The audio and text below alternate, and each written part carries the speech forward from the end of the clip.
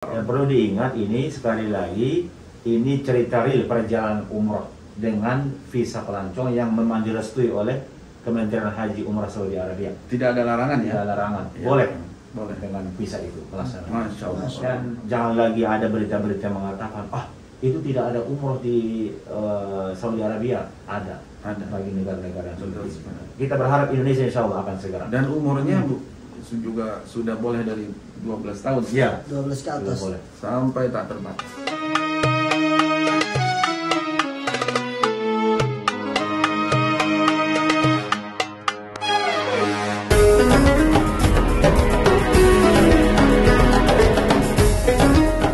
Ya, jadi termasuk juga acara jemaah kita ini perbedaannya ketika melaksanakan ibadah umrohnya, kami semua sudah daftar jadwal umroh ini dari jauh-jauh hari. Dari Madinah sudah kita ambil jadwalnya itu 5 hari sebelum keberangkatan ke Makkah itu, 4 hari sebelum perjalanan ke Makkah ini sudah kita ambil tasrih untuk umroh. Nah, sehingga kami masuklah dari pintu Subaikah yang ada di Masjidil Haram, kemudian dengan para jemaah semuanya sudah memegang tasrih itu, ya, dari aplikasi Tawakal kan kita daftarkan ya awalnya, kemudian kita masuk ke Masjidil Haram, tinggal ditunjukkan seperti ini, karena mereka melihat ini seperti grup besar kan, semua ada ID card yang sama, aksesnya lebih mudah juga masuk alhamdulillah. Terus kita melaksanakan tawaf sa'inya sangat nyaman juga, jemaah juga merasakan sangat nyaman. Beda ya dengan sebelum-sebelumnya? Iya, sangat beda. Puas perjalanan tawafnya itu, bisa lebih dekat dengan Ka'bah, tidak terlalu banyak terhalang ya dengan langkah-langkah para jemaah lainnya, kan agak renggang seperti itu ya. Demikian juga ketika pelaksanaan sa'inya. Nah, itu selesai umroh yang pertama dari Madinah, mikotnya di Bir Ali. Berikutnya selesai itu kita langsung ambil lagi permit umroh untuk hari berikutnya. Karena kan selesai 3 jam itu sudah bisa lagi ngambil tasrih kan? Iya, ini pengambilannya kok diganti hari gitu Mas? Kenapa alasannya? Iya kan, kita kan selesai dulu misalnya di umroh pertama baru bisa kita ambil lagi umroh kedua gitu. Harus diselesaikan dulu, waktunya harus habis dulu. Karena waktunya harus habis dulu gitu loh. Jadi kita langsung malam itu juga bisa langsung ambil umroh di hari kedua berikutnya yang kita bermikotnya di Jeddah. Sebenarnya kan bisa aja setelah 4 jam ngambil lagi, tapi mungkin waktunya ya. Memang malam itu juga, maksudnya tadi malam itu sesudah 4 jam kami selesai perjalanan umroh itu kita langsung ambil malam itu juga. Dan kami selesainya tapi bukan untuk malam itu juga umrohnya besoknya. Iya, karena kan kita butuh istirahat juga ya. Iya. Nah, sekaligus kita ada city tour. Jadi city tour dulu di hari berikutnya, yaitu di Padang Arafah, yang Musdalifah, Mina semua, terakhir di Jeddah. Umroh lagi tuh, alhamdulillah pun sangat nyaman. Jadi kemudian di hari berikutnya kita umroh ketiga juga, kita ambil lagi permit. Selesai kita umroh kedua itu, ambil langsung permit, kita sudah tentukan, berarti kita di tanggal sekian akan umroh lagi, ambil umroh di jam 12 sampai jam 15 siang, sama-sama pada ngambil. Berarti diumumkan dulu ya? Iya, baru kita langsung umrah juga, dan aksesnya juga alhamdulillah sangat mudah ke Masjidil Haram, dan juga pelaksanaan tawaf sa'inya ya di Masjidil Haram.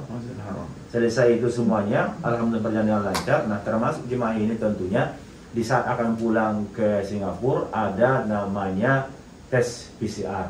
Swab PCR ya? Nah, swab PCR di sini alhamdulillah sudah kita proses semuanya, dan itu pun berjalan dengan baik. Demikian juga acara-acara lainnya. Nah, swab PCR kok bisa dokternya datang ke sini? Iya, kita kan punya akses kenalan dengan dokter yang resmi itu, sehingga untuk memudahkan para jemaah. Karena tidak ada ketentuan kalau di Saudi Arabia ini harus vaksin di sini seperti di Jakarta kan. Kalau di Indonesia kan PCR-nya hanya 2 rumah sakit yang di Jakarta itu. Sekarang ditambah 3. Tambah 3. Tapi kalau di sini alhamdulillah kita diberikan akses lebih mudah lagi, tentu dengan tes PCR yang lebih memudahkan para jemaah. Dan apalagi misalnya dari Kementerian Kesehatan langsung yang datang, itu udah tidak perlu lagi ditunjuk-tunjuk lagi itu Mas. Iya, betul. Mungkin apalagi pesawatnya memang bukan Saudi Airlines atau Garuda ya. Pesawat-pesawat lain kan tidak ditentukan di mana saja, yang penting ada swab PCR. Itu kalau Saudi Airlines dengan Garuda biasanya khusus di sinilah tempat swab PCR-nya tidak boleh di tempat lain gitu. Iya. Nah yang mau ditanyakan lagi Mas, kembali lagi ke belakang ya. Waktu sebelum berangkat itu berarti vaksin harus di input, maksudnya di request dulu ke Kementerian Kesehatan ya. Jadi kenapa bisa jadi langsung imun di sini? Ya. Kan banyak sekali dari Indonesia juga yang visa pelancong, tapi sulit untuk ini. Apa karena Sinovac ya? Jadi termasuk kepastian ini juga kan, kevalidan data itu. Di saat nanti jemaah ini kan mau ke sini itu harus daftar di Mukim. Ya. Oke. Ya. Daftar di Mukim sesuai dengan nama dia. Vaksinnya apa saja? Kalau jemaah ini Astra. Semua? Iya. Oh iya, berarti kan diakui. Astra, iya diakui, dan itu di saat kita nanti daftar di sini ke Tawakalna itu dengan nama dia, kemudian tanggal lahir dia, dan nomor handphone dia yang ada di Saudi Arabia ini kan, itu akan langsung nanti terkonek tentunya, karena dia sudah didaftarkan sebelumnya di Mukim itu. Datanya sudah diserahkan ke ini. Yang mendaftar dari sini atau di sana? Kan belum punya nomor telepon, Mas? Di sana. Enggak, maksudnya kalau Mukim itu pendaftarannya kan dari ini. Dari negara masing-masing. Ya. Baik dengan nama dia, dengan tanggal lahir, kemudian nomor paspor. Nah, sampai di Madinah itu kita sudah pembelian SIM card pertama tadi. Sehingga kita daftar ke Tawakalna dengan nama dia, nomor paspornya, dan juga nomor handphone dia di Saudi Arabia. Nah, di saat itu kita daftarkan semua, itu langsung tuh connect ke Tawakalna, dan muncul di situ imun yang berwarna hijau bahwa si fulan ini sudah menyelesaikan 2 kali vaksin sekalipun dari Kharijal Mamlakah. Iya. Walaupun sudah didaftarkan ke Mukim dan Kementerian Kesehatan. Kita sambung lagi, alhamdulillah barusan kita sudah selesai sholat dan biasa gitu. Ya, alhamdulillah kita sudah baru melaksanakan sholat Isya, Masjidil Haram, Maghrib dan Isya ya hari ini ya. Masya Allah ya. Alhamdulillah. Kita lanjut lagi Bung Has. Ya. Tadi sampai di ini ya, pendaftaran umroh ketika Tawakalna ya. Iya, jadi memang seperti itu. Jemaah juga di saat melaksanakan umroh lebih nyaman karena jauh-jauh hari sebelum kita ke Makkah itu sudah kita daftar, kita booking di aplikasi ya Tamarna ya. Kita masuk ke Masjidil Haram dari pintu Subaika, kemudian hanya dicek, itu pun tidak terlalu dicek sebenarnya, kita tinggal tunjukin seperti ini sudah langsung masuk karena mereka melihat rombongan ya, satu grup gitu, jemaah dengan ID card itu sampai ke pelataran tawaf pun di saat perjalanan tawafnya sangat nyaman, demikian juga ketika sa'inya, sebab tidak seramai seperti mana jemaah umroh di waktu normal ya. Jadi agak berjarak dua ketika tawafnya, jemaah pun merasakan ada yang sudah pernah umroh dia langsung bercerita sungguh sangat nyaman sekarang perjalanan ibadah umrohnya, bisa lebih menikmati perjalanan tawafnya, sa'inya, doa-doanya alhamdulillah lebih khusyuk karena kita pun pandu pelaksanaan tawaf dan sa'inya itu. Tinggal nanti kita berikan kesempatan di saat doa bersama ada, doa khusus masing-masing pribadi masing-masing ada, kita berikan kesempatan. Masya Allah, tabarakallah. Terus kemudian yang terakhir nih untuk kepulangan, boleh tidak untuk membawa air zam-zam? Ini nanti tergantung penerbangannya juga. Dan ini aturan yang harus kita ikuti, tidak tentunya ini dari travel ya. Kalau dulu kan itu kita setiap jemaah yang akan pulang itu dari negara manapun itu diizinkan oleh kerajaan ini dengan penerbangan manapun itu 5 liter satu jemaah. Nah ini nanti karena di penerbangan jemaah ini kelihatannya belum diperbolehkan, jadi untuk saat ini tidak bisa membawa air zam-zam yang 5 liter kemasan itu loh. Oh ya, seperti ini nanti kita perlihatkan. Berarti ini kalau tidak dibawa jamaah, kira-kira ini bisa dibawa para penonton ya. Nah seperti ini ya. Itu air zam-zam yang original. Yang original ini. Tapi hati-hati kalau di Indonesia kan. Oh gitu. Ada juga karena yang membuat contoh. Jangan sampai. Jangan sampai. Nah berhubung sekarang masih ada larangan tidak boleh bawa air zam-zam, jadi kita persilakan air zam-zam ini untuk penonton, silakan ambil. Harus ada kemasannya. Ada kemasan ya. Oh nggak bisa langsung diambil ya dari handphone atau dari layar TV gitu. Bisa juga ya. Meskipun sudah kita tawarin.